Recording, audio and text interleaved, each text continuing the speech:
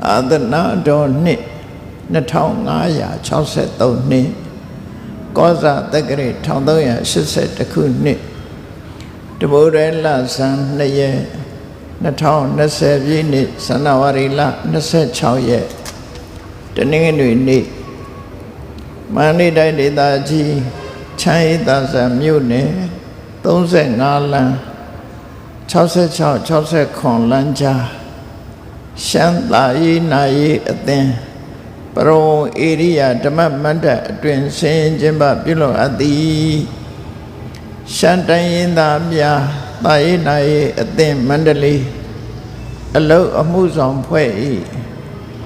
အထူးဓမ္မပူဇာဓမ္မသဘင်ခန္ဓာ၌ရှမ်းတိုင်းရင်းသားများသာရေးနာရေးအသင်း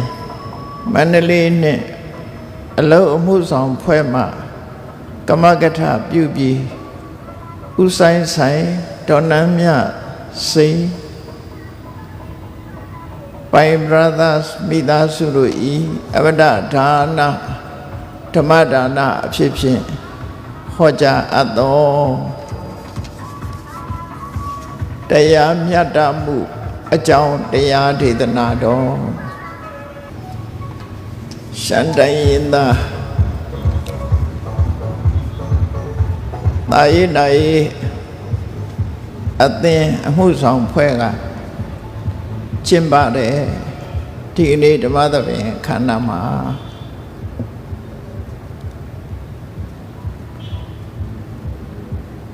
ရှမ်းမျိုးသားမျိုးသမီးများရဲ့ဝတ်စားဆင်ရင်မှုဓလေ့ထုံးတမ်းဆင်လာအရာရှေးဥစွာဆောင်ရွက်ကြတာတွေ့ရလို့ဝန္တပီတိဖြစ်ပါတယ်ဘုန်းကြီးကလည်းတတ်တဲ့စကားလေးတစ်လုံးနဲ့ရှမ်းလူထုကိုနှုတ်ဆက်ပြရစေရှေးဥစွာမိုင်းဆုံး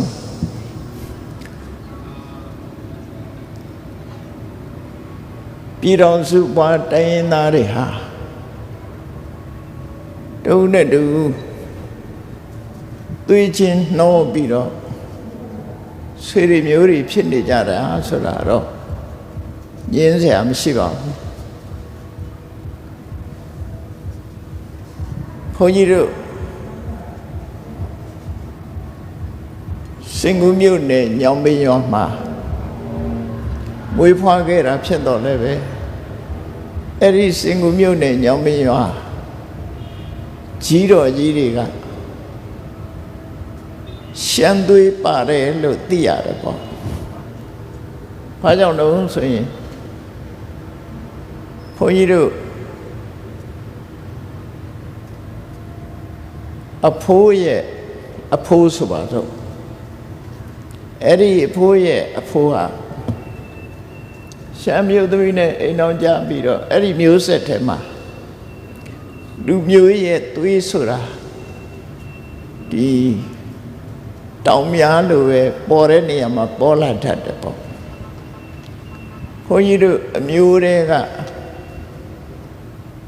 ဒီကြီးတော်ကြီးတွေဟာ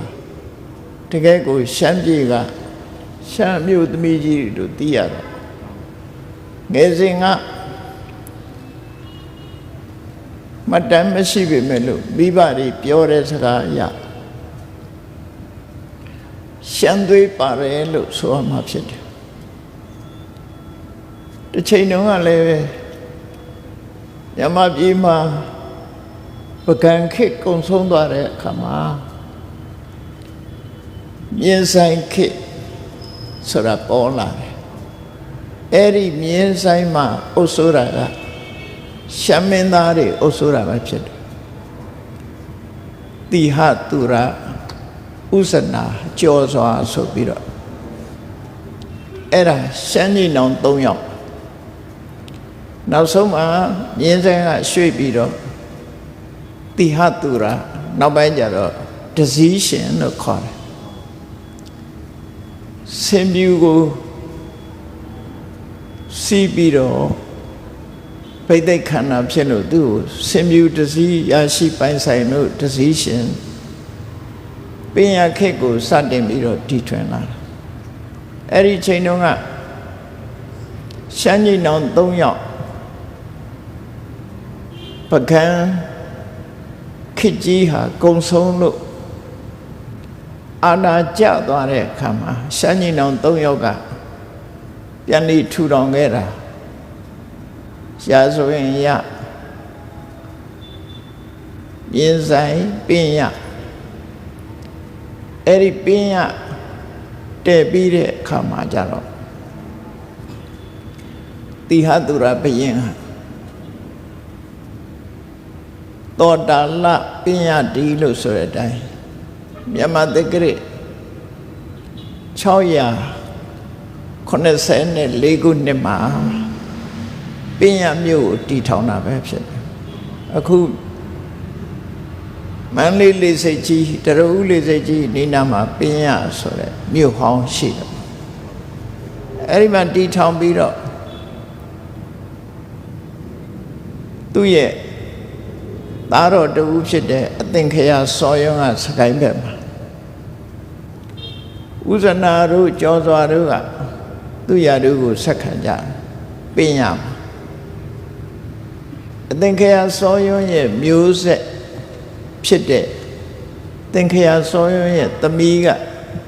မွေးဖွားလာတဲ့သတို့မင်းများဆိုတာအင်းဝါကိုတည်ထောင်တာပဲဖြစ်တယ်အဲ့ဒါတွေအားလုံးဟာ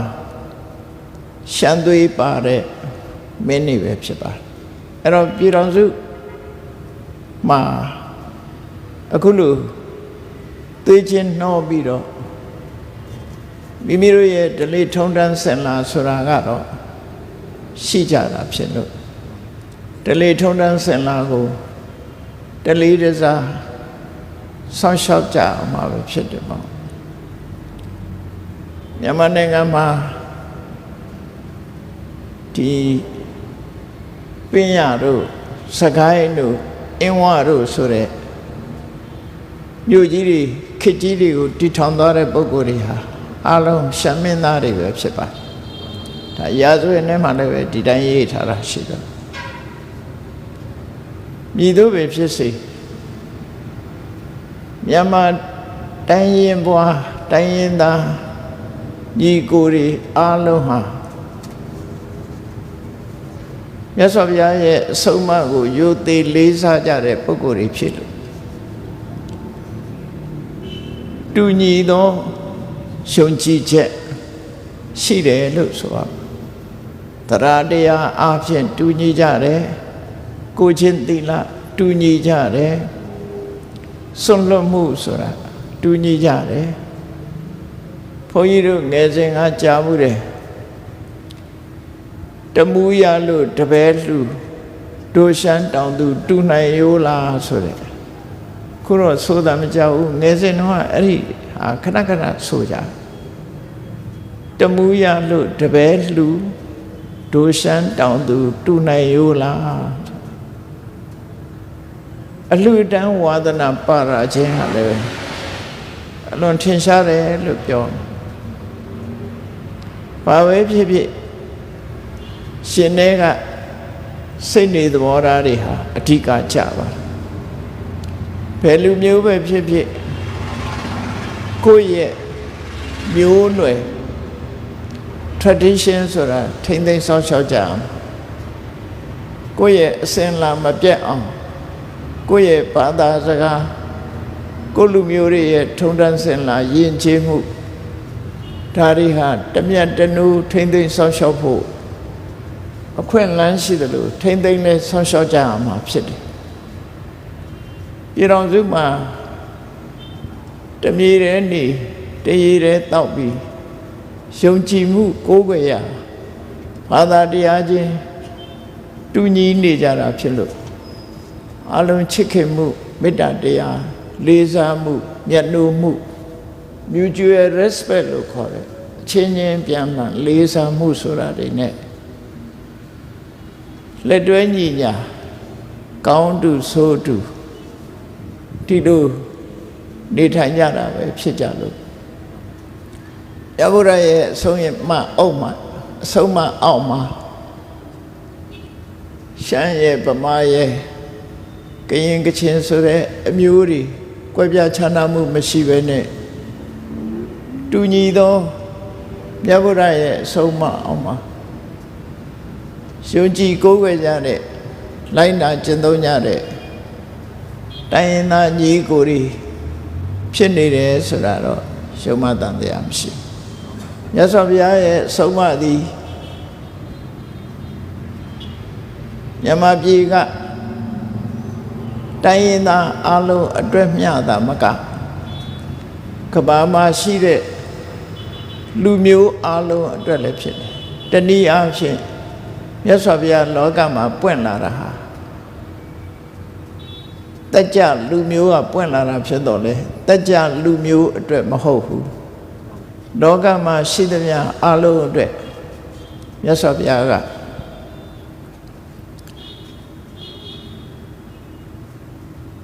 ဘဟုဇနဟိတာယဘဟုဇနဒုက္ခယအများကောင်းကျိုးချမ်းသာရဖို့အခြေအနေကောင်းတွေရရှိဖို့ဟိတဆိုတာအခြေအနေကောင်းကိုပြောတယ်စီးပွားလုပ်ဖို့အခြေအနေကောင်းတယ်ဘဝလမ်းကြောင်းရွေးချယ်ဖို့အခြေအနေကောင်းတယ်အဲ့ဒီအခြေအနေကောင်းတွေအတွက်အခြေအနေကောင်းတွေရမှဒုက္ခဆိုတဲ့ချမ်းသာဒုက္ခရမှာဖြစ်တယ်အများသရဝါတွေအခြေအနေကောင်းမှုအများသရဝါတွေချမ်းသာဖို့လူတွေနတ်တွေလူလောကမှာဖျားပွင့်တာဖြစ်တော့လေလူသားတွေအတွက်သာမဟုတ်ဘူး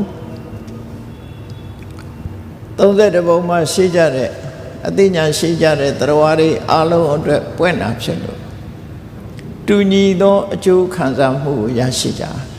ဥပမာဘာနဲ့တူတော့ဆိုရင်ကောင်းကင်ကထွက်ပေါ်လာတဲ့နေမင်းကြီးဟာအလင်းရောင်ကိုဖြန့်ကျက်တဲ့အခါမှာဘယ်လူမျိုးဘယ်နိုင်ငံအတွက်ရလို့မဟုတ်ဘူးအလုံးအတွက်အလင်းရောင်ဖြန့်ကျက်ပေးတာဖြစ်တယ်ကောင်းကင်ယံကလာပြီးနေမှာပေါ်ထွန်းလာတဲ့လာမင်းကြီးဟာလေကမ္ဘာမှာရှိကြတဲ့လူသားအလုံးအတွက်လှပအောင်တန်းစာဆင်ပေးခြင်းသာလည်းဖြစ်တယ်ဘယ်သူအတွက်ရလို့ခွဲခြားတာမရှိဘူးအထူးသဖြင့်မြတ်စွာဘုရားရဲ့တရားတော်တွေဟာဟိတနဲ့ဒုက္ခကိုဖော်ဆောင်ပေးတာပဲဖြစ်တယ်ဟိတဆိုတာအခြေအနေကောင်းတာခေါ်တယ်အခြေအနေကောင်းမှဒုက္ခဆိုတဲ့ချမ်းသာကိုရနိုင်တာဖြစ်တယ်အခြေအနေကောင်းဆိုတာဘာပြောလဲ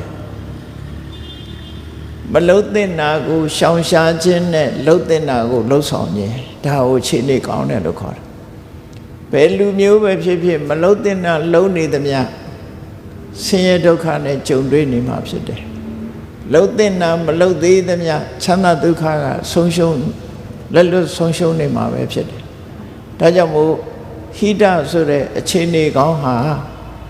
မလုံတဲ့နာကိုရှောင်ရှားခြင်းလုံတဲ့နာကိုလှုပ်ဆောင်ခြင်းဒီအဓိပ္ပာယ်ရပါ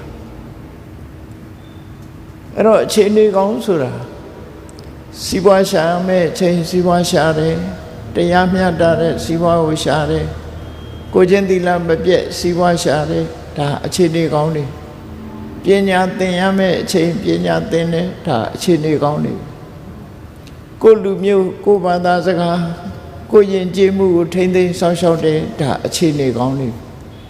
အဲ့ဒီအခြေအနေကောင်းတွေကိုဖော်ဆောင်နိုင်မှလူမျိုးတစ်မျိုးတိုးတက်ဖြစ်ပွားနိုင်တာပဲဖြစ်တယ်မြတ်စွာဘုရားဟာ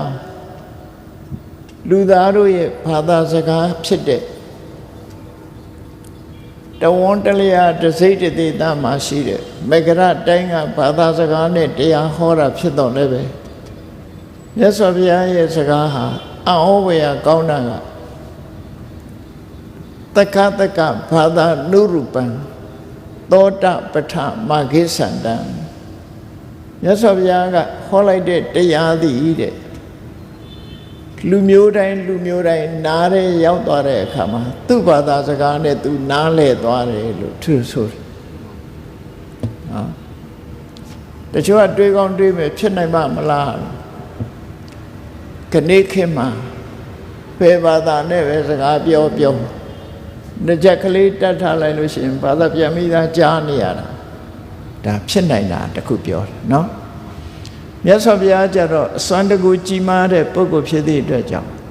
ဘုရားရဲ့နှုတ်တော်ကထွက်လိုက်တဲ့စကားသည်ရှမ်းလူမျိုးဆိုရင်ရှမ်းနဲ့ဘာသာစကားနဲ့နားလည်သွားတယ်ကရင်လူမျိုးကကရင်ဘာသာစကားနဲ့နားလည်သွားတယ်ပအို့လူမျိုးကပအို့ဘာသာစကားနဲ့ဗမာလူမျိုးကဗမာလူနားလည်သွားတယ်အဲ့ဒါကိုစာပေကျမ်းမှာကမှာ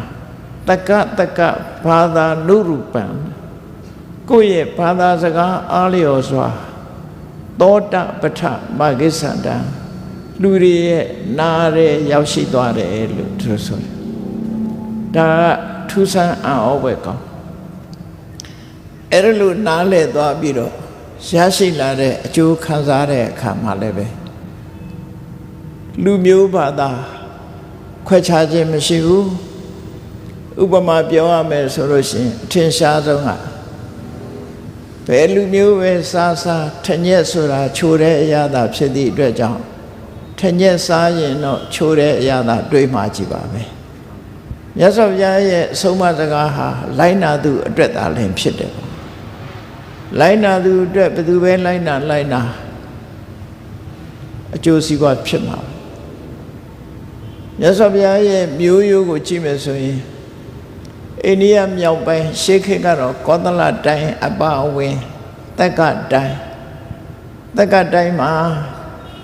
တာကီဝင်လို့ခေါ်တဲ့တက်ကြလူမျိုးတွေထိုတက်ကြလူမျိုးတွေကနေပြီးမြတ်စွာဘုရားအဖြစ်ကိုရောက်လာတဲ့အခါမြတ်စွာဘုရားကဘာဟောတော့ဆိုလောကိစာတော်သူဟာလောကကြီးမှာမွေးဖွားလာသူဖြစ်တယ်တဲ့ကြာပန်းနဲ့လာသရံတူတယ်ကြာပန်းနဲ့ဘယ်လိုလာသရံတူတော့ဆိုရင်ကြာသည်ရှည်ထဲမှာပေါက်လာတယ်ရှည်ထဲမှာပေါက်လာတယ်ရှည်ထဲမှာကြီးတယ်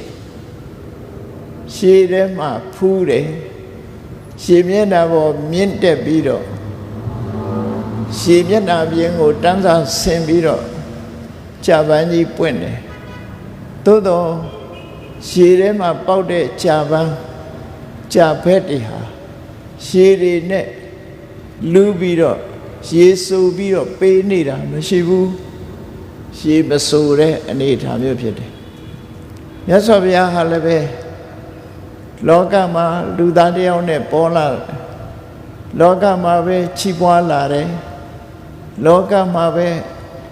နေထိုင်ပြီးတော့အသက်ရှင်သန်တယ်သို့သောလောကနဲ့တွေ့တာမှုဆိုတာတော့မရှိဘူးလောကရဲ့အကျိုးကိုပဲပြုတယ်လို့ဒါကြောင့်မို့မြတ်စွာဘုရားကိုလူမျိုးနာမည်နဲ့မခေါ်တော့ဘဲနဲ့ဗုဒ္ဓအမှန်တရားကိုသိသူဆိုတဲ့နာမည်နဲ့ခေါ်ခဲ့တာပဲဖြစ်တယ်ပေါ့မြတ်စွာဘုရားကိုယ်တိုင်ကသူဟာကြာပန်းလို့ပဲရှည်ထဲမှာပေါက်တယ်ရှည်ထဲမှာကြီးတယ်ရှည်ထဲမှာဖူးပွင့်တယ်သို့တော့ရှည်နဲ့ညစ်ပေခြင်းမရှိဘူးဒါကြောင့်အဗ္ဗဒံသန်းစင်တဲ့ဘဝမျိုးကိုရပြီးကြာပန်းသည်ရေကိုလှပစေသလိုရေကန်ကြီးကိုလှပစေသလိုမြတ်စွာဘုရားဟာလောကကိုအလှဆင်ပေးတဲ့ပုဂ္ဂိုလ်ပဲဖြစ်တယ်မြတ်စွာဘုရားရဲ့အဆုံးအမကိုလိုက်နာကျင့်သုံးတဲ့ပုဂ္ဂိုလ်တိုင်းဟာလောကအလယ်မှာမျက်နှာလှသူတွေပဲဖြစ်တယ်ပေါ့ဘဝတန်တရားနဲ့ပတ်သက်လာလို့ရှိရင်လည်းပဲတူညီသောဆုံးမစကားကိုမှတ်သားကြရမှာဖြစ်တယ်ဘုရားဘာသာဝင်ဖြစ်လာလို့ရှိရင်မြတ်စွာဘုရားကိုကြီးညိုလေးစားတဲ့ပုဂ္ဂိုလ်တိုင်းဟာကံတရားနဲ့ကံတရားရဲ့အကျိုးကိုယုံကြည်လက်ခံတဲ့ပုဂ္ဂိုလ်ပဲဖြစ်တယ်နော်ကံတရားဆိုတာကုသိုလ်ကံအကုသိုလ်ဆိုကံဆိုတာကိုအတိမတ်ပြုတယ်ထိုကုသိုလ်ကံအကုသိုလ်ကံရဲ့အကျိုးတရားကိုလည်းပဲအတိမတ်ပြုတယ်လူတိုင်းဟာအတိမတ်ပြုသလားလို့ဆိုဘာသာတိုင်းဟာအတိမတ်ပြုသလားဆိုရင်ဘာသာတိုင်းကကံတရားနဲ့ကံဤအကျိုးတရားကိုအတိမတ်မပြုဘူးငင်းကွယ်တဲ့ဘာသာတွေရှိတယ်သို့တော့ဘုရားဘာသာဝင်ဖြစ်လာတဲ့ပုဂ္ဂိုလ်တိုင်းဟာတူ တူညီသောယုံကြည်မှုဟာကံတရားကိုယုံကြည်ခြင်းနဲ့ကံဤအကျိုးတရားကိုလက်ခံခြင်းပဲဖြစ်တယ်ပေါ့ကံတရားနဲ့ပတ်သက်ပြီးတော့မြတ်စွာဘုရားကဘယ်လိုဟောတော့ဆိုယံကမ္မံဂရိတန္တိကလျာဏံဝါပပကံဝါတတကမ္မတဒါယာဓာဘဝိတမဘယ်ပုဂ္ဂိုလ်ပဲဖြစ်ဖြစ်ကောင်းတဲ့အလုပ်မကောင်းတဲ့အလုပ်နှမျိုးရှိတဲ့ထဲမှာမကောင်းတဲ့အလုပ်ကိုလုပ်ရင်မကောင်းတဲ့ဆိုးချိုးကိုအမွေခံရမှာဖြစ်တယ်။ကောင်းတဲ့အလုပ်ကိုလုပ်လို့ရှိရင်ကောင်းကျိုးချမ်းသာကိုအမွေခံရမှာပဲဖြစ်တယ်လို့ကံတရားနဲ့ပတ်သက်ပြီးမြတ်စွာဘုရားတိတ်လို့ဟောတယ်။အဲ့တော့ကိုယ့်ဘကိုယ်လည်းပဲစဉ်းကျင်စဉ်းစားကြည့်မယ်ဆိုရင်ဘုန်းကြီးတို့တွေနေ့စဉ်စိတ်ထဲကကြံစည်ကြတယ်နှုတ်ကထုတ်ပြောကြတယ်ကိုယ်ဒီလည်းရောက်လှုပ်ကြတယ်အဲ့ဒီစိတ်ကူးကြံစည်ခြင်းဟာလည်းပဲ action တစ်ခုပဲပြုလုပ်ခြင်းပဲအဲ့ဒါကိုလည်းကံလို့ခေါ်တယ်စိတ်ကူးနေတာကိုမနောကံလို့ခေါ်တယ်စိတ်ကူးတဲ့အတိုင်းနှုတ်ကထုတ်ပြောတာကိုဝစီကံလို့ခေါ်တယ်စိတ်ကူးကြံစည်တဲ့အတိုင်းနှုတ်ကပြောတဲ့အတိုင်းကိုယ်ဒီလည်းရောက်ပြုလုပ်တာကိုကာယကံလို့ခေါ်တယ်။တော့အစဉ်တိုင်းပြောမယ်ဆိုရင်မနောကံဝစီကံကာယကံပြောရဆိုစဉ်နဲ့ပြောမယ်ဆိုရင်အထင်ရှားဆုံးကနေစပြောရင်ကာယကံဝစီကံမနောကံနော်ဖြစ်စဉ်နဲ့ပြောမယ်ဆိုရင်မနောကံဝစီကံကာယကံပြောဟောတဲ့အစဉ်နဲ့ပြောမယ်ထင်ရှားတာကစပြောမယ်ဆိုရင်လောကမှာထင်ရှားဆုံးကတော့ကာယကံဝစီကံမနောကံအဲ့ဒီကံသုံးပါးနဲ့လုပ်တဲ့အခါမှာစိတ်ကူးတာကအကောင်းကြီးပဲကူးသလားအပြစ်ကင်းတာတွေကြီးပဲကူးသလားဆိုမဟုတ်ဘူးကောင်းတာလဲစိတ်ကူးတယ်မကောင်းတာလဲစိတ်ကူးတယ်ကောင်းမကောင်းဆိုတာကိုကြိုက်မကြိုက်နဲ့မဆိုင်ဘူးအပြစ်ရှိမရှိနဲ့ပဲဆိုင်တယ်ပေါ့နော်ကောင်းကျိုးချမ်းသာဖြစ်စေနိုင်မဖြစ်စေနိုင်နဲ့ဆိုင်အဲ့တော့ကိုယ်စိတ်ကူးတဲ့စိတ်ကူးဟာတစ်ဖက်သားကိုလည်းမထိခိုက်ဘူးကိုယ်လည်းမထိခိုက်ဘူးဘယ်သူကိုမှဒုက္ခရောက်အောင်လုပ်တာမဟုတ်ဘူးအလုံးကောင်းမှုအတွက်စိတ်ကူးတယ်ဆိုလို့ရှိရင်ဒီကရဲ့မနောကံဟာကောင်းတဲ့မနောကံလို့ခေါ်တယ်ဆိုပါစို့အလုံးအစဉ်ပြေဖို့ချမ်းသာဖို့ဘဝမှာအစဉ်ပြေဖို့စိတ်ကူးတယ်ဆိုလို့ရှိရင်ဒါမေတ္တာမနောကံဖြစ်တယ်။တရားတွေပေါ်မှာဘယ်သူပေါ်မှာအမုန်းတရားမရှိဘူး။ရှင်တဲ့ကအလုံးပေါ်မှာမကျေနပ်တဲ့စိတ်တွေမရှိဘူး။အလုံးကိုကောင်းစားစေခြင်းနဲ့ကြီးပွားစေခြင်းနဲ့ဒါဟာမေတ္တာစိတ်။အဲ့ဒီမေတ္တာနဲ့တွေးတောသမျှဟာကောင်းသောစိတ်ကူးလို့ပဲပြောအောင်ဖြစ်တယ်။မကောင်းတဲ့စိတ်ကူးဆိုတာဘာလို့လောဘနဲ့တွေးတယ်ဒေါသဆိုတဲ့အမုန်းစိတ်နဲ့တွေးတယ်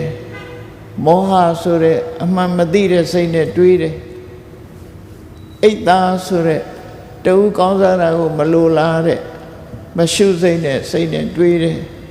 မစ္စရိယဆိုတဲ့ကိုချိုးသာကြည့်တတ်တဲ့စိတ်နဲ့တွေးတယ်ဆိုရင်ဒါမကောင်းတဲ့အတွေးလို့ခေါ်တယ်မကောင်းတဲ့စိတ်အဲ့ဒီကောင်းတဲ့အတွေးမကောင်းတဲ့အတွေးပေါ်မှာထပ်ဆင့်ပြီးတော့နှုတ်ကထွက်လာတဲ့စကားဟာလည်းပဲကောင်းတဲ့စကားမကောင်းတဲ့စကားဖြစ်ပေါ်လာအလုံးတ attva တွေအစဉ်ပြေကြပါစေအလုံးကောင်းစားကြပါစေဆင်းရဲဒုက္ခမှလွတ်ကြပါစေအစဉ်ပြေကြပါစေလို့နှုတ်ကနေထုတ်ဆိုပြီးတော့ပြောရင်ကောင်းတဲ့ဝစီကံဖြစ်တယ်အဲ့ဒါလို့မဟုတ်ဘူး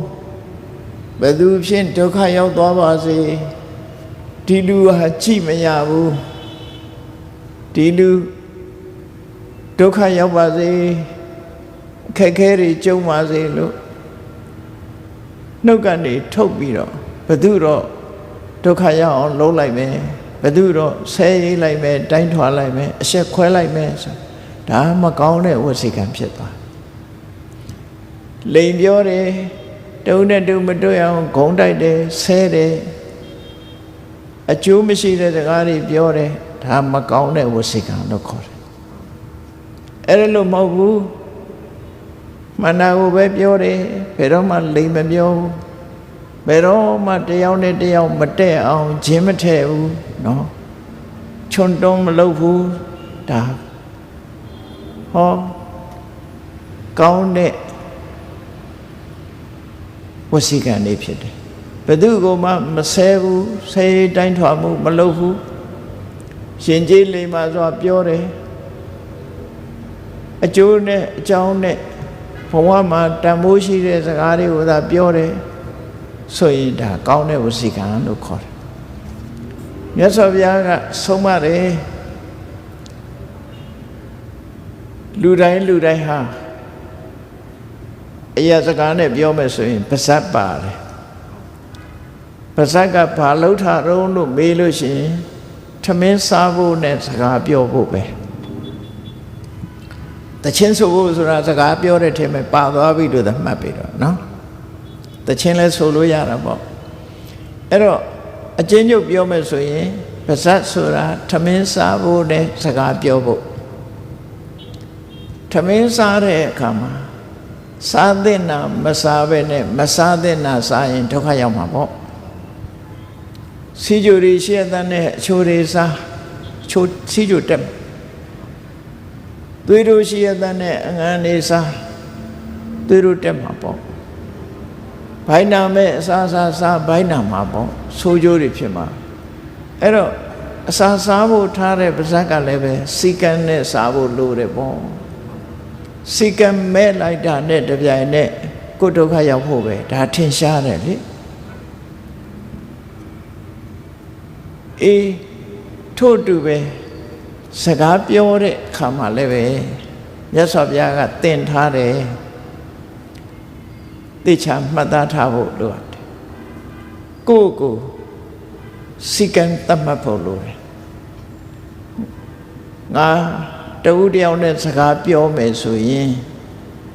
မှန်တာကိုသာပြောမယ်မမှန်တာကိုမပြောဘူးနော်ဒါတစ်ခုဒါဖြင့်မှန်တိုင်းပြောရမလားဆိုမှန်တိုင်းလည်းမပြောနဲ့နောက်ထပ်တစ်ခုထပ်ထည့်လိုက်အောင်အကျိုးရှိတာကိုသာပြောမယ်အကျိုးမရှိတာကိုမပြောဘူး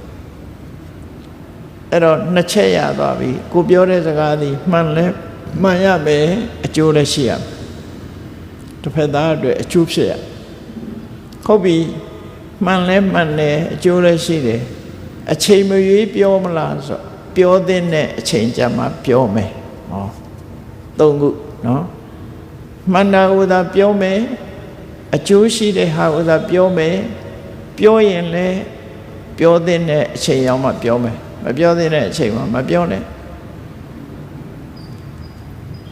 ကဲပြောတဲ့အခါကျတော့စကလုံးကဘယ်လိုစကလုံးနဲ့သုံးမလဲဆိုတဲ့အခါရှင်ကျေးလိမ္မာတဲ့စကားနဲ့သုံးရမယ်ရိုင်းဆိုင်တဲ့အသုံးနဲ့မပြောရဘူးလို့ဆိုလို့စကားဆိုတာရိုင်းဆိုင်ပြောရလဲစကားဖြစ်တာပဲရှင်ကြီးပြောလဲစကားဖြစ်တာအဲ့တော့ရိုင်းဆိုင်ဆိုတာမပြောဘူးရင်ကြီးပြောမယ်စကလုံးရွေးချယ်မယ်ဒါဖြင့်စကလုံးရွေးချယ်တဲ့အခါမှာစိတ်ကတော့မပါဘူးနှုတ်ကလေးသာချိုပြတယ်ဆိုရင်လည်းပဲမဟုတ်သေးဘူးဒါကြောင့်မို့စိတ်ပါထည့်လိုက်ဘလို့မုန်းထားတဲ့ဒေါသစိတ်နဲ့မပြောဘူးခင်မင်နဲ့မေတ္တာစိတ်နဲ့ပြောမယ်ဟောငါးချက်နဲ့ပြည့်စုံကိုပြောတဲ့စကားသည်နော်ကိုပြောတဲ့စကားကိုအဓိကထားပြီးတော့ပြောရင်အဲ့ဒီဝစီကံဟာအကောင်းဆုံးဝစီကံဖြစ်တာမန္တကိုသာပြောမယ်အကျိုးရှိတာကိုသာပြောမယ်ပြောတဲ့အချိန်ရောက်မှပြောမယ်ယဉ်ကျေးလိမ္မာစွာပြောမယ်မေတ္တာစိတ်နဲ့ပြောမယ်အဲ့ဒါလို့နှလုံးသွင်းပြီးပြောမယ်ဆိုရင်ကိုပြောတဲ့ဝစီကံသည်အကောင်းပဲဖြစ်တယ်အဆိုးမဖြစ်ဘူးလို့ဆိုဒါမြတ်စွာဘုရားရဲ့အဆုံးအမပဲဒီထဲကတစ်ခုခုချိုးယွင်းလိုက်တာနဲ့တပြိုင်နက်မှန်တာကိုမပြောဘူးမဟုတ်တာတွေကိုပြောတယ်ဆိုလို့ရှိရင်ဒါအဖြစ်ဖြစ်သွားကိုယ်စကားဟာ မကန်တာတွေပြောတယ်အကျိုးမဖြစ်တာတွေကိုပြောတယ်မပြောတဲ့အချိန်လျှောက်ပြောတယ်ရိုင်းဆိုင်ပြောတယ်ဒေါသနဲ့ပြောတယ်ဒါတော့မှစကားအကောင်းမဖြစ်ဘူးစကားကောင်းမဖြစ်ဘူးအဲ့တော့အကောင်းဖြစ်အောင်တတိဆောင်ကြရမှာပဲဖြစ်တယ်ဟောဒါကိုပြောတာကာယကံဝစီကံအဲ့တော့ကောင်းတာလုပ်ရင်လည်းကောင်းကျိုးပဲကောင်းတာပြောရင်လည်းကောင်းကျိုးပဲမကောင်းတာလုပ်ရင်မကောင်းကျိုးမကောင်းတာပြောရင်မကောင်းကျိုးဆိုတာချက်ချင်းရတဲ့အကျိုးရှိတယ်တဖြည်းဖြည်းဖြစ်လာတဲ့အကျိုးရှိတယ်ဘယ်ရာပဲဖြစ်ဖြစ်အဲ့ဒါကို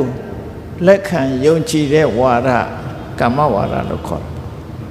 လုပ်ပြီးဆိုတဲ့အခါမှာလည်းကြည့်ကိုယ့်ရဲ့ပြုလုပ်မှုကြောင့်တစ်ဖက်သားအထီးကိုက်နန်းနေရသွားတယ်အသက်သေးဆုံးသွားတယ်မကောင်းဘူး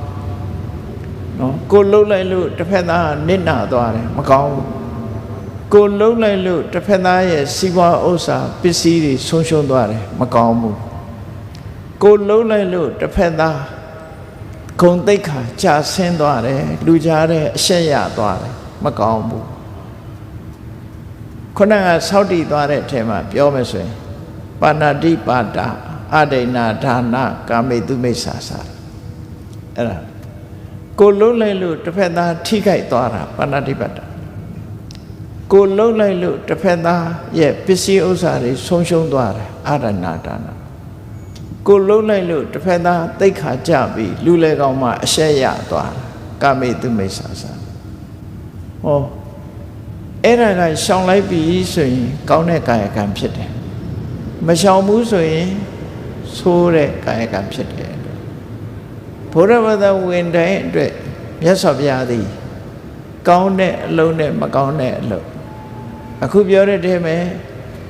မလှုပ်သင့်တာနဲ့လှုပ်သင့်တာမပြောသင့်တာနဲ့ပြောသင့်တာ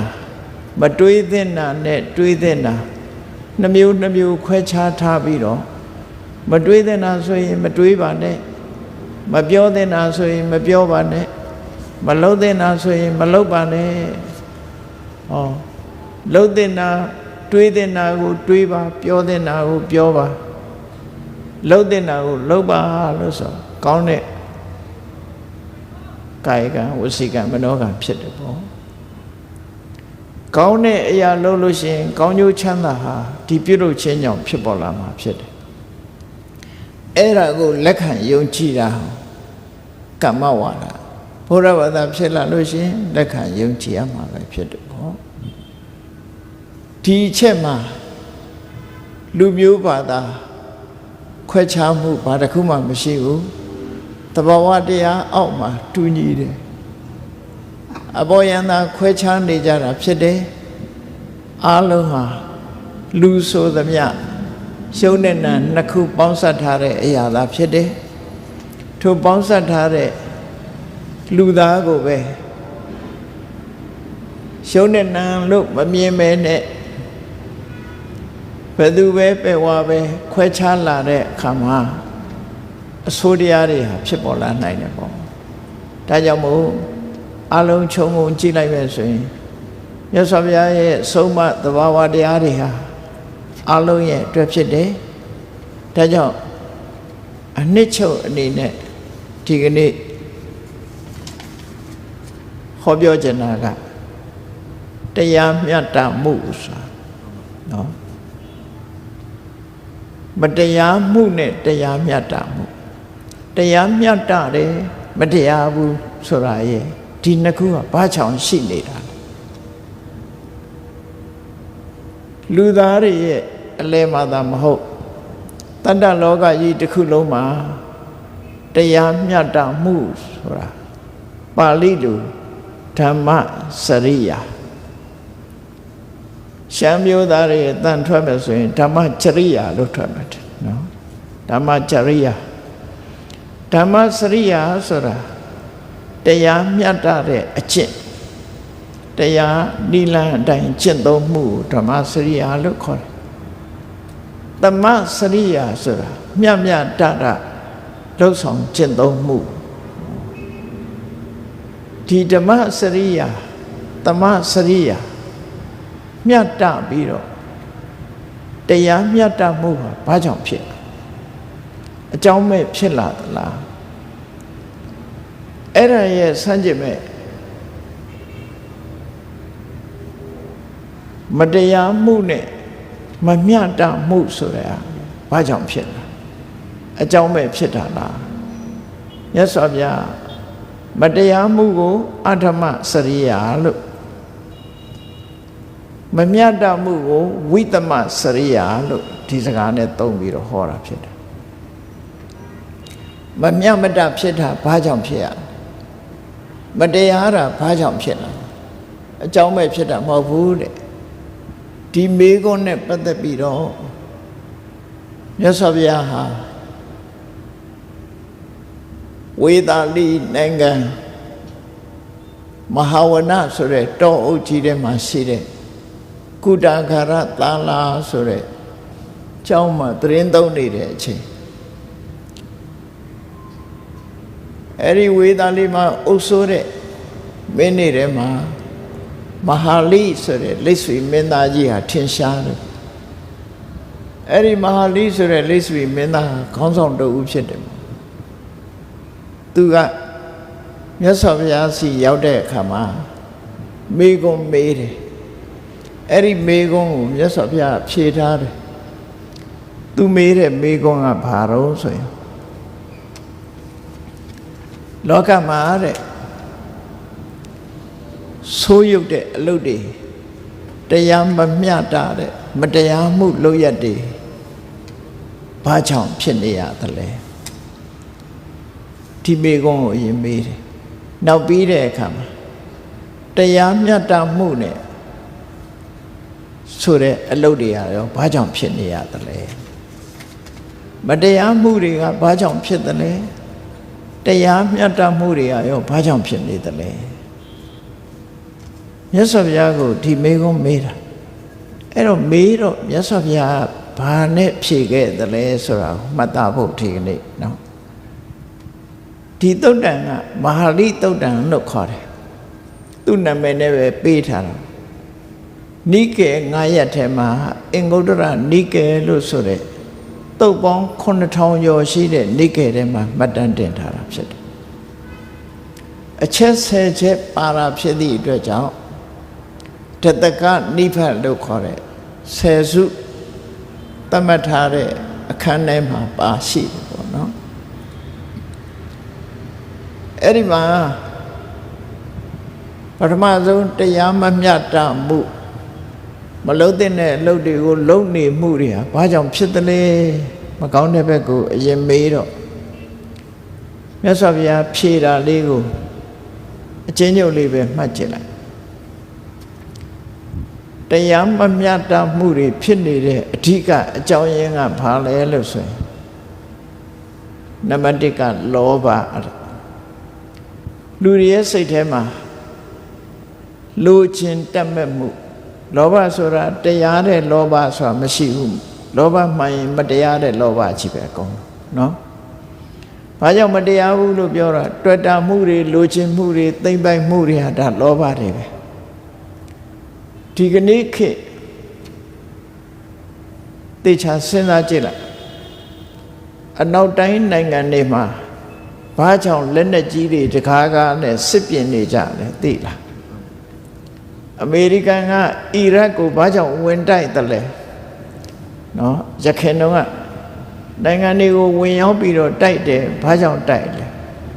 ခွန်ကြီးတို့ဂျာမနီနိုင်ငံရောက်တော့ကအီရတ်နိုင်ငံကိုအမေရိကန်ဝင်တိုက်ပြီးကစားဂျာမနီရောက်တော့မေးကြည့်တယ်ဂျာမနီကိုမေးကြည့်တယ်ဘာဖြစ်လို့အီရတ်ကိုအမေရိကန်တိုက်တာတော့တခြားအမေရိကန်အကြောင်းပြတာတော့သူ့နီးနဲ့သူ့အကြောင်းပြမယ်ဂျာမန်လူမျိုးတွေဘုန်းကြီးမေးတိုင်းဖြေတဲ့အဖြေကတော့ဘာလို့ဆိုရေနံလိုချင်လို့တဲ့အဲ့လိုပဲဖြေတယ်နော်အမေရိကန်ပိုင်တဲ့ရေနံတွင်းတွေရှိတယ်လေအဲ့ဒီရေနံတွေကိုလက်ဝကြီးအုပ်ချင်လို့တိုက်တာလို့သူတို့ကအဲ့တိုင်းကြီးပဲဖြေတယ်အကုန်လုံးနော်ဝိုင်းမယ်သူတို့ဒါအုပ်လိုချင်တာနော်ဘာပဲဖြစ်ဖြစ် လောကမှာလက်နဲ့ကင်ပြီးတော့ကာကွယ်တယ်ဆိုတာဘာကိုကာကွယ်နေတာတော့ကိုယ်အကျိုးစီးပွားကိုကာကွယ်တယ်ပြောတယ်ကိုယ်အကျိုးစီးပွားကိုကာကွယ်တယ်ကိုယ်အကျိုးစီးပွားကိုကာကွယ်တယ်ဆိုတဲ့လှပတဲ့စကားလုံးကိုသုံးပြီးတော့လောဘနဲ့နှဲ့ချဲ့ခြင်းသာလင်းဖြစ်တယ်အဓိကမရသေးတာကိုရခြင်းနဲ့ရပြီးရင်သိမ့်ပိုက်ထားခြင်းနဲ့အဲ့ဒါလောဘလို့ခေါ်တယ်ပေါ့နော်လောကလူတွေဟာလောဘဟုတ်မဟုတ်ကိုယ့်ကိုစဉ်းစားကြည့်ဖို့လောဘသည်တရားသလားမတရားဘူးလားဆိုတာကိုယ့်ကိုစဉ်းစားကြည့်ရမယ်လူတွေဟာပြောလို့ရှိကြတယ်မဟုတ်လားအချစ်နဲ့စစ်တယ်နော်မတရားတာမရှိဘူးလို့ပြောကြပြန်တယ်အဲ့တော့လောဘဆိုတာကိုလိုချင်ပြီဆိုလို့ရှိရင်ရအောင်လုပ်ကြပြန်ကာဝယ်ကြတယ်ကိုကျိုးစီဝါကာဝယ်ဖို့လက်နဲ့တွေကင်ကြတယ်အဓိကလက်တယ်ကတော့လောဘပဲလောဘကြောင့်တဝမ်းတစ်ခါစားရယုံမြတ်မကအပူသိမ့်စီလာကြတဲ့လူလောကကြီးကိုကြည့်ကြည့်နော်လူလောကကြီးကိုကြည့်ကြည့်အိမ်တစ်လုံးကနှလုံးမြေတစ်ခွက်ကနှစ်ခွက်ကားတစ်စီးကနှစ်စီးစွာလို့တဖြည်းဖြည်းတိုးချဲ့လာတာသာရှိတယ်မရသေးတဲ့လူကလည်းရချင်တယ်ရပြီးသားလူကလည်းထပ်ရချင်တယ်လောဘဟာအဆုံးသတ်တယ်ဆိုတာမရှိဘူးဒါကြောင့်မို့လောဘကိုဥပမာပေးတဲ့အခါမှာမီးနဲ့အလားသဏ္ဍာန်တူတယ်တဲ့မီးဆိုတာလောင်စာထဲ့ခြင်းတော့ထဲ့လောင်မှာပဲ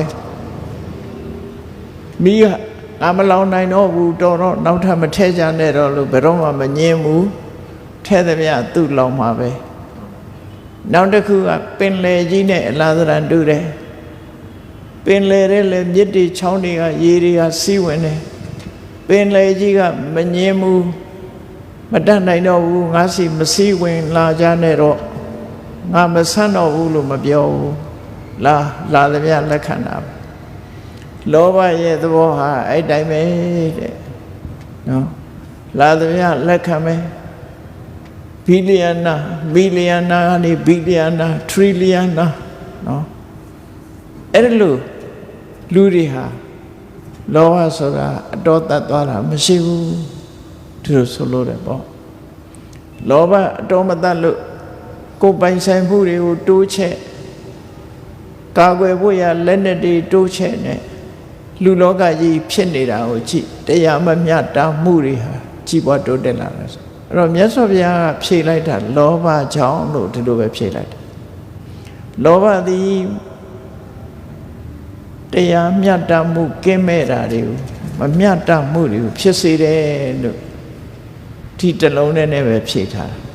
တေချာချက်ကြည့်မယ်ဆိုရင်လောကမှာမတရားမှုတွေကလောဘကြောင့်ဖြစ်မတရားမှုဆိုတဲ့ထဲမှာထင်ရှားတာကိုကြည့်လိုက်မယ်ဆိုရင်ဥပရိယဆန့်ကျင်မဲ့လောက်ရတည်းလောဘကြောင့်နေစဉ်နဲ့အမြရာဇဝမှုတွေခိုးမှုတွေလူရဲမှုတွေတိုက်ခိုက်မှုတွေဆိုတာဒါလောဘကြောင့်ဖြစ်တာလေကြည့်ပါကုန်ဒါကြောင့်မို့ဒီလောဘတစ်ခုဟာလောကကြီးတစ်ခုလုံးကိုတရားမျှတမှုကင်းမဲ့နေအောင်သွေးဆောင်ဖြာယောင်းနေတဲ့ရှင်တွေကတရားဆိုတစ်ခုပဲဖြစ်တယ်နောက်တစ်ခုကဘာလို့ဆိုရင်ဒေါသမုန်းတိမှုအလိုမကျမှုဟာလည်းပဲတုံးနဲ့တူအစမပြေမှုတွေကိုဖြစ်ပေါ်စေတတ်တယ်အစမပြေမှုတွေဖြစ်စေတာဖြစ်လာတဲ့နဲ့တပြိုင်နက်လူတွေဟာတယောက်ဒုက္ခရောက်အောင်လှုပ်လာကြတယ်ကနေပြောနေကြတယ်ဂျင်းထဲတယ်ဆိုတာအဲ့ဒါမုန်းတိမှုကြောင့်နော်မုန်းတိမှုကြောင့်တယောက်ဒုက္ခရောက်အောင်လှုပ်လာတယ်အဲ့ဒါလို့ဒေါသဟာလည်းပဲတရားမျှတမှုကင်းအောင်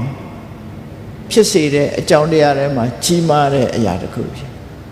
အမုန်းတရားကိုအခြေခံပြီးတော့နော်ခုခေတ်ခဏပြောတာ hate speech ဆိုတာနော်ပါဇက်ကဆဲလို့အာမရလို့လက်နဲ့ရေးပြီးတော့ Facebook ထဲကဆဲသေးတယ်လေ hate speech အဲ့တော့ပါဇက်ကဆဲုံနေမကဘူးလက်ကပါရေးပြီးတော့ဆဲတာမျိုးတွေဖြစ်လာတယ်ဒါဘာကြောင့်လို့ဆိုရင်ဒေါသကြောင့်ပဲ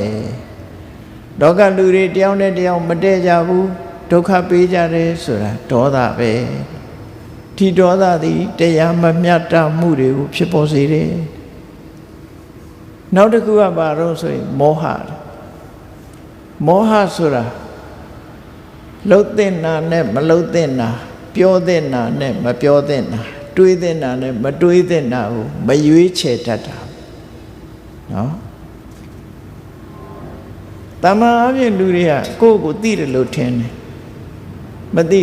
မပြောတဲ့နာပြောလိုက်ရင်ပြဿနာတက်သွားတယ်မလှုပ်တဲ့နာလှုပ်လိုက်ရင်လှုပ်တဲ့နယ်လို့ထင်ပြီးလှုပ်လိုက်ရင်ပြဿနာတက်သွားပြောတဲ့နာကြတော့မပြောဘူးမပြောတဲ့နာကြတော့ပြောတယ်မလှုပ်တဲ့နာကြတော့လှုပ်တယ်လှုပ်တဲ့နာကြတော့မလှုပ်ဘူးဆိုတဲ့အခါရလတ်တွေကကိုယ့်ကားတွေဖြစ်လာတယ်ဘဝမှာအစင်မပြေမှုတွေဖြစ်ပေါ်လာခြင်းဟာမောဟကြောင့်ဖြစ်ပေါ်လာလောဘဒေါသကြောင့်ဖြစ်တာထင်ရှားတော့လဲမောဟကြောင့်ဖြစ်တာကိုလူတွေကသိမသိဘူးစီမံကိန်းတွေမှားတယ်စီဝါရေးလှုပ်တာစီဝါရေးလမ်းကြောင်းတွေမှားတယ်ဆင်းရဲကုန်တယ်ဆိုတာဒါမောဟကြောင့်စီမံအုပ်ချုပ်မှုတွေမှားရွံ့နေမောဟကြောင့်မလုပ်တဲ့နာတွေလုပ်တယ်မပြောတဲ့နာတွေပြောတယ်မောဟကြောင့်မောဟကလည်းပဲတရားမမျှတမှုတွေကိုဖြစ်ပေါ်စေတဲ့နေရာမှာအင်အားကောင်းတဲ့အကြောင်းတစ်ခုပဲလို့မြတ်စွာဘုရားကသူ့ရဲ့အရင်ကြတာမရှိတော့အခြေမြစ်ကိုဟောပြတာပဲဖြစ်တယ်နော်အခြေမြစ်နောက်တစ်ခုကတော့ဘာလို့ဆိုရင်အာယောနိသောမနတိကာရလူတွေရဲ့နှလုံးသွင်းဆင်ခြင်မှုကမမှန်ကန်ကြဘူးအာယောနိသောမနတိကာရကိုအင်္ဂလိပ်လို unwise attention လို့ဘာသာပြန်တယ်အသိဉာဏ်ကင်းမဲ့တဲ့နှလုံးသွင်းဆင်ခြင်မှုတွေးတောဆင်ခြင်မှုကနေပြီးဥတည်လာတာပဲဖြစ်တယ်စဉ်းစားတွေးခေါ်မှုတွေမှားယွင်းလာပြီဆိုလို့ရှိရင်မတရားမှုတွေဖြစ်လာတယ်ဒါကြောင့်မို့အာယောနိသောမနတိကာရဆိုတဲ့စဉ်းစားတွေးခေါ်မှုတွေမှားယွင်းလာခြင်းဟာလည်းပဲလောကမှာတရားမမျှတမှုတွေကိုဖြစ်ပေါ်စေတယ်တဲ့တရားမမျှတမှုတွေကိုဖြစ်စေတယ်နောက်ဆုံးတစ်ခုမှမြတ်စွာဘုရားဘာဟောတော့ဆိုမိစ္ဆာပဏိဟိတစိတ်မာယွင်းတဲ့စိတ်တွေသဘောတရားမာယွင်းတဲ့စိတ်ထားမိစ္ဆာပဏိဟိတစိတ်မာယွင်းတဲ့စိတ်တွေသဘောထားဒါဟာတရားမမျှတမှုတွေဖြစ်တယ်ဥပမာမဲ့တရားတွေပေါ်မှာကိုယ့်ရဲ့လှုပ်ဖို့ကိုင်ဘက်တွေပေါ်မှာကောင်းစားပါစေသူစ조사တာတွေအားပေးမယ်ဖြစ်ပါစေအဆင်ပြေပါစေဆိုတဲ့မှန်ကန်တဲ့စိတ်တွေသဘောထားမထားပဲနဲ့ငါရဲတာသွားမှလားနော်ငါအကျိုးစီးပွားတွေကိုပြတ်အောင်လုပ်မှလားဆိုတဲ့မမှန်မကန်တွေးခေါ်မှုစိုးရိမ်မှုတွေနဲ့လူတယောက်ကြီးပွားတိုးတက်သွားရင်လည်းမကြည်နိုင်မကြည်နိုင်မနာလို့မရှုစိတ်ဖြစ်တယ်အခွင့်အရေးရရင်လည်းကိုယ်သာရခြင်းနဲ့သူများကိုရှယ်မပေးခြင်းဘူးအဲ့ဒီစိတ်ဓာတ်တွေကမမှန်ကန်တဲ့စိတ်ဓာတ်လို့ခေါ်တယ်အေးအတူပူအမြကောင်းတူဆိုးပဲဒီလိုမိတ်ဆွေစိတ်ဓာတ်မထားနိုင်တာဟာလည်းပဲမိစ္ဆာပဏိဟိတစိတ်ပဲစိတ်တွေသဘောထားတွေမှားနေတယ်ကိုလူမျိုးကိုဘာသာစကားကိုယဉ်ကျေးမှုကိုထိမ့်သိမ်းရမယ်လို့သိတာမှန်ကန်တဲ့စိတ်ထားအဲ့ဒီလိုမှန်ကန်တဲ့စိတ်ထားမထားနိုင်လို့ရှိရင်မထားတတ်ဘူးဆိုရင်ဒါစိတ်တွေသဘောထားမှားတယ်လို့ပဲပြောမမှန်ကန်ကန်တွေးတောဆင်ခြင်ရမယ်အမှန်တရားကိုမြတ်လို့တဲ့စိတ်ရှိရမယ်အမှားနဲ့အမှန်ကိုခွဲခြားသိရမယ်သိပြီးရင်အမှန်ဘက်ကိုစိတ်သဘောထားရှိရမယ်အဲ့ဒီလိုမရှိဘူးဆိုရင်မှားယွင်းတဲ့စိတ်တွေသဘောထားဖြစ်တယ်အဲ့ဒီလို မှားယွင်းတဲ့စိတ်တွေသဘောထားတစ်ခုဟာလည်းပဲမမြတ်တမှုတွေတရားမဲ့တဲ့လုပ်ရက်တွေကိုဖြစ်ပေါ်စေတယ်လို့မြတ်စွာဘုရားကမဟာလိလိဆွေမင်းမေးတာကိုအခုလိုဖြေတာတော့မြတ်စွာဘုရားမေးတာတို့ဖြေတာတို့ပိဋကစာပေမှာပါဠိလိုသာမှတ်တမ်းတင်ထားတာဖြစ်တယ်ပေါ့အဲ့တော့ပါဠိနဲ့တစ်ခုပြောပြရမယ်ဆိုရင်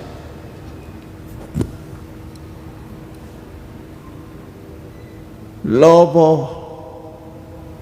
ဟေတုလောဘောပစ္စယောပပတ္တကမ္မတ္တကရိယာယမကောင်းတဲ့အလုပ်ကိုလုပ်ဖြစ်ဖို့အတွက်လောဘဟာအကြောင်းပဲလောဘဟာအထောက်အကူပဲလို့ဒီလိုဆိုလိုတယ်မြတ်စွာဘုရားအဲ့တော့လောဘတွေဒေါသတွေမောဟတွေအာယောနိသောမနတိကာရဆိုတဲ့မမှန်မကန်နှလုံးသွင်းမှုတွေမိစ္ဆာပဏိဟိတစိတ်လို့ခေါ်တယ်စိတ်သဘောထားမမှန်ကန်မှုတွေဟာလူလောကမှာမတရားမှုတွေကိုဖြစ်စေတယ်ဘယ်သူယင်နေပဲဖြစ်ဖြစ်ဒီလိုမမှန်ကန်မှုတွေဆိုးရတဲ့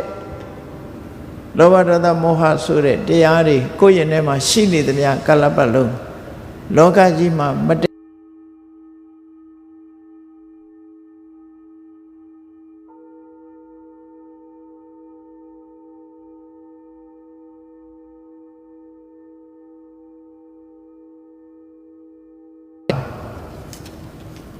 ကောင်းတဲ့အလုပ်တွေနော်တရားမျှတမှုတွေအေတူပူမြမေတ္တာစိတ်သဘောတရားတွေဘာကြောင့်ဖြစ်ရသလဲလို့ဒီမေးခွန်းကိုတော့မြတ်စွာဘုရားကလောဘရဲ့ဆန့်ကျင်မဲ့အလောဘဆိုတာကိုယ်သာသုံးမယ်ဆိုတဲ့စိတ်ဓာတ်မရှိဘူး generosity နော်ရေရောတယ်အလုံးနဲ့မြတ်တာနိုင်တယ်ဆိုတဲ့စိတ်တွေသဘောထားအဒေါသအလုံးပေါ်မှာအကျိုးစီးပွားလိုလားတယ်ဆိုတဲ့မေတ္တာသဘောတရားအမောဟဘယ်အလုပ်ပဲလုပ်ဘယ်စကားပဲပြောဘယ်လိုပဲတွေးစင်ကြယ်တုံတရားနဲ့လှုပ်တင်တာနဲ့မလှုပ်တင်တာခွဲခြားသိမြင်ပြီးတော့တတိတံစင်ဆိုတဲ့အသိဉာဏ်နဲ့ရှင်ပြီးတော့လှုပ်တယ်ယောနိသောမနတိကာရ wise attention မမှန်ကန်ကန်တွေးတတ်တယ်မမှန်ကန်ကန်စဉ်းစားတတ်တယ်ဆိုရယ်ယောနိသောမနတိကာရသမ္မာပဏိဒစိတ်ဓာတ်အလုံးပေါ်မှာမှန်ကန်တဲ့စိတ်တွေသဘောထားအဲ့ဒီအလောဘအဒေါသအမောဟအလောဘဆိုတဲ့ရေရောမှုအဒေါသဆိုတဲ့မေတ္တာအမောဟဆိုတဲ့ပညာယောနိသောမနတိကာရဆိုတဲ့မှန်ကန်တဲ့အတွေးအခေါ်သမ္မာပဏိဒစိတ်ဆိုတဲ့မှန်ကန်တဲ့စိတ်နေသဘောထားတဲ့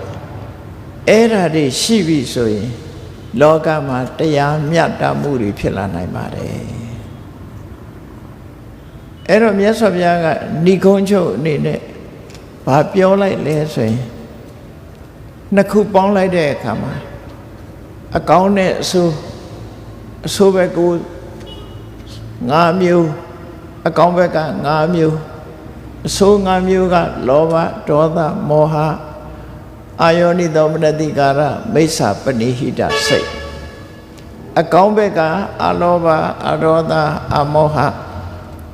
ယောနိသောမနတိကာရသမ္မာပဏိဟိတစိတ်လို့အဲ့ဒီလိုအကောင်းဆုံး2မျိုးခွဲလိုက်ပြီးစုစုပေါင်းလိုက်တဲ့အခါမှာတရား10မျိုးလို့ဆိုလို့တယ်ပေါ့အဲ့ဒီတရား10မျိုးရှိနေခြင်းကြောင့်လောကမှာတရားမျှတမှုဆိုတာလည်းဖြစ်တယ်မတရားမှုဆိုတာတွေလည်းဖြစ်နေတယ်ဒီ10မျိုးရှိနေသည့်အတွက်ကြောင့်အဓိကလောကကြီးဟာအခုလိုမတူခြားနာကွဲပြားနေတာဖြစ်တယ်လို့မဟာလိဒိသဝီမင်းရဲ့မေးခွန်းကိုမြတ်စွာဘုရားကအခုလိုဖြေဆိုခဲ့တာဖြစ်ပါတယ်ဒီသဘောတရားတွေကိုဘုန်းကြီးတို့တွေလေ့လာပြီးဆင်ခြင်သုံးသပ်ပြီးတော့တရားမမြတ်တာမှုကိုဖြစ်စေတဲ့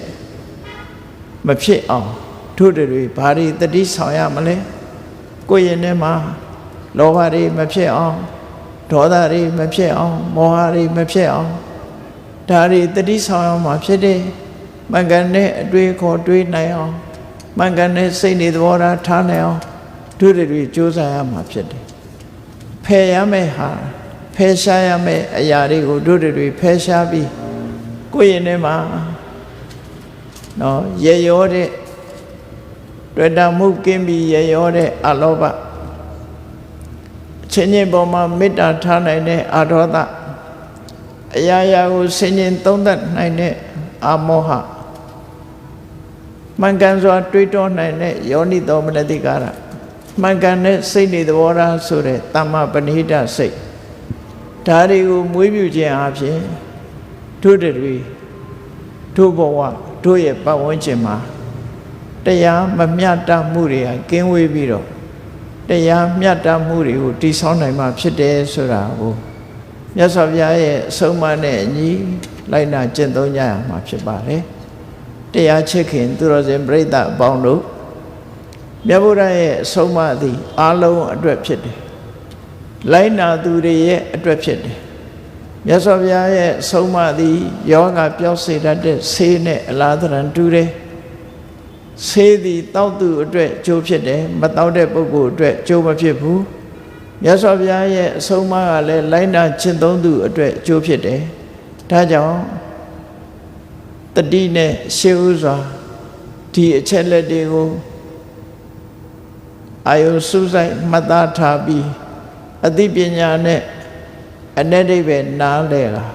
ကိုယ့်ရဲ့ဘဝမှာမေတ္တာပို့ရအောင်ကဲတတ္တဝါများစွာ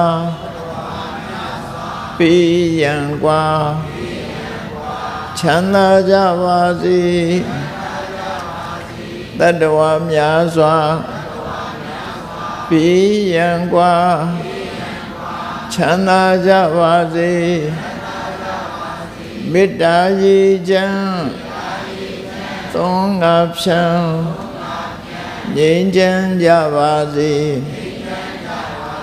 မေတ္တာရည်ချမ်းသုံးငါဖြံငြိမ်းချမ်းကြပါစေသက်ရှိကျမ်းမာ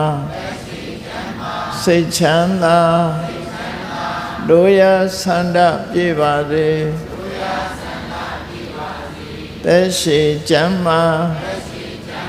စိတ်ချမ်းသာတို့ရဆန္ဒပြည့်ပါစေဖုံလန္တာဒုက္ခပင်္ဂစာမေတ္တာပုံနေတုသင်္ကမမနောတရတိတဗ္ဗေတံဘဝယံတုသုခန္တကမေတ္တာပုံနေတုသင်္ကမစုပေါင်းပို့အမေတ္တာတဟုရောင်မြူပဝင်းငွေလာမင်းနှင့်ရောင်ခြင်းရှက်ယုံပေါင်းဆောင်ရခြင်းကြောင့်တဗ္ဗေတံကျွေးမဲ့ဥသုံးလုံးစုံများစွာတတ္တဝါတို့၏မနောတရတိမြင်များဖြူစင်အေးကြည်လင်းသည့်ရေစင်ပြည့်တင်းစိတ်နှလုံးတည်ဟုသောရေအိုင်ကြီးအတွင်၌ဒုက္ခပင်ကစားစင်ထာဝရအေးမြကြည်သာတာယာပွင့်လန်းချမ်းသာဒုက္ခတည်ဟုသောကုမုဒ္ဒရာဇာဗန်တို့သည်ဖုံးလန္တဝန္တရွှေမြူဝမုံလူလျက်ကြည်နူးပွဲကြုံဖူးပွဲညကုန်သည်ဖြစ်၍ဒုက္ခနကလေအောင်လေးတဲ့ရောရှက်သင်ပြ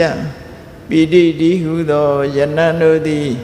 ဘဝယံတုကောင်းစွာမသွေကြိုင်လိုက်၍နေကြပါစေကုန်တည်း